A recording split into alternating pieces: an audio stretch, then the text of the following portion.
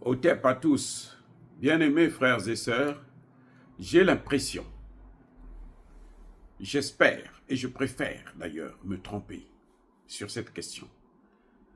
En tout cas, mon impression est que Alassane Dramane Ouattara est devenu complètement fou. Ou bien il souffre d'une maladie, peut-être d'Alzheimer ou quelque chose de ce genre. Est-ce que c'est la sénilité? Est-ce que, bon, il a tellement pris de l'âge avec tous les problèmes qu'il a traversés, avec tous les Africains qu'il a massacrés, tués, notamment en Côte d'Ivoire, pour prendre le pouvoir, eh ben, il a perdu la tête.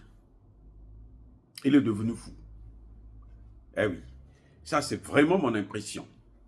Je ne peux pas concevoir qu'un président de la République se lève un bon matin, il décide de casser les maisons de ses habitants.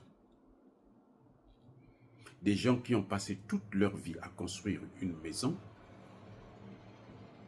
et puis, du jour au lendemain, ben, ils ont tout perdu. Nous savons ce que ça vaut en Afrique, construire une maison. Nous savons, parce que c'est pareil en Côte d'Ivoire, au Congo, un peu partout. C'est-à-dire que toute votre carrière là, de fonctionnaire, hein, ou de travailleur moyen, vous ne pouvez construire qu'une seule maison. Si vous en avez 2, 3, 10, c'est que soit vous travaillez, vous êtes un membre du gouvernement, hein, vous avez des grands postes, et puis soit vous pillez là où vous êtes, ainsi de suite. Sinon, ce n'est pas possible pour un professeur de lycée, d'université, un simple agent infirmier, ou même un médecin. Je dis bien même un médecin.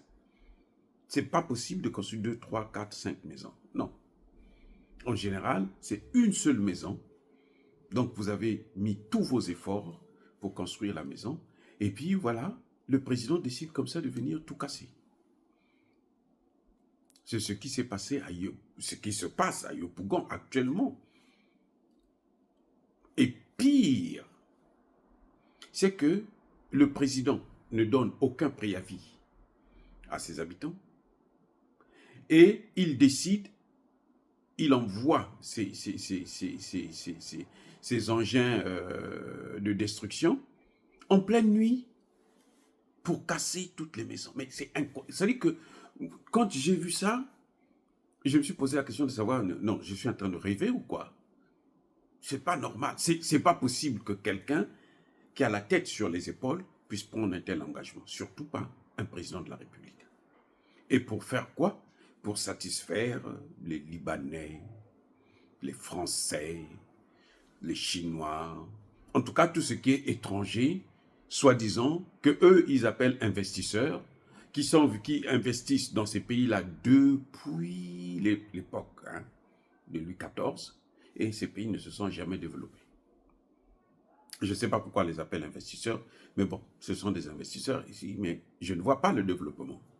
Parce que quand les gens viennent investir chez vous, il faudrait qu'on sente le progrès. Alors vous allez me parler du fameux métro, mais les vérités sont en train de sortir là. C'était un train interurbain. Le projet que vous voyez, train interurbain, qui devrait coûter à peine 100 milliards de francs CFA. 100, je dis bien 100. Eh bien, avec Emmanuel Macron, ils ont changé de nom. Ils ont mis métro d'Abidjan. Et ils ont multiplié 100 par 10. Ce métro coûte maintenant 1000 milliards de francs CFA. Est-ce que quelqu'un qui est normal peut faire des choses pareilles? Il y en a qui accusent le gouvernement, oui, d'avoir pillé, pris de l'argent empoché. Parce que la valeur de ce métro, c'est peut-être autour de 20% du montant. Et 80%, en fait, ils se sont partagés. Mais il n'y a pas que les Ivoiriens. Il y a aussi les Français, les constructeurs du métro. Les Français, ils ont toujours fait ça. Quand ils arrivent en Afrique, ils ne passent pas, il n'y a pas de concurrence C'est une concurrence toujours déloyale. Donc, ils sont favorisés et c'est eux qui prennent les marchés. Et c'est ce que Alassane Ouattara a fait. Donc, quand il est en train de casser les maisons, c'est pour vendre ça au plus offrant. Mais comme ça ne peut pas être des Ivoiriens. Non, ça ne peut pas être des Ivoiriens. Aucun Ivoirien sérieux, aussi milliardaire soit-il, ne pourra décider qu'on puisse venir dans un quartier comme Yopougon. C'est une commune. Venir dévaster la commune parce que lui, il a des affaires à faire. Non, mais attendez, il y a quelque chose qui ne va pas. Et au moment où je suis en train de réaliser cette vidéo, il y a des affrontements, il y a des gens qui résistent. Mais c'est sûr que les pauvres, on va les mater. Il y a des femmes enceintes qui n'ont plus de logement, qui doivent dormir dans la rue. Il y a des enfants, il y a... Et ça dit que... non, mais je ne comprends pas. Il y a quoi? Qu'est-ce qu'il y a avec ce type? La Côte d'Ivoire est actuellement le pays le plus endetté d'Afrique francophone. En tout cas, les pays qui utilisent le franc CFA. La Côte d'Ivoire est le plus endetté. Avant, c'était le Congo-Brazzaville, mais la Côte d'Ivoire a battu tous les records. Maintenant, la Côte d'Ivoire se spécialise à mettre les pauvres Ivoiriens dans la rue, au profit des étrangers. Ce que vous voyez là, ils sont en train de casser là, c'est pour donner à des étrangers. Vous n'allez pas voir un Ivoirien qui va accepter des choses pareilles. Ce ne sont que des étrangers qui n'ont rien à foutre. Ce qui compte pour eux, c'est le business.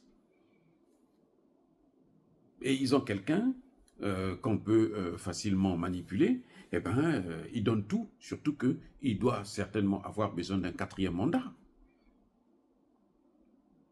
Mais est-ce que ça doit continuer comme ça? Je pense qu'il faut que la population puisse prendre ses responsabilités. Il faut que quelqu'un puisse prendre ses responsabilités pour arrêter ça, pour mettre un terme à ça. Non, la Côte d'Ivoire ne peut pas sombrer jusqu'à ce point. Il faut que quelqu'un puisse décider de mettre un terme à ça. Je ne sais pas qu'est-ce qu'il faut faire, je ne sais pas quels sont les moyens qu'ils doivent utiliser, mais en tout cas, je ne sais pas s'il faut négocier avec lui, s'il faut lui parler, mais il ne peut pas arriver jusqu'à ce point. C'est horrible. C'est du jamais vu dans l'histoire de l'humanité, surtout pas en Afrique. Ça, ce sont les Occidentaux qui ont l'habitude de faire ça. Quand ils viennent chez nous, eh ben, ils peuvent tout prendre, ils peuvent tout détruire, ils peuvent tout piller.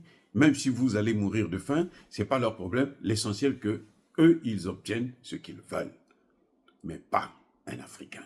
Monsieur Alassane Ouattara doit arrêter ça. Sinon, il faut que quelqu'un l'arrête.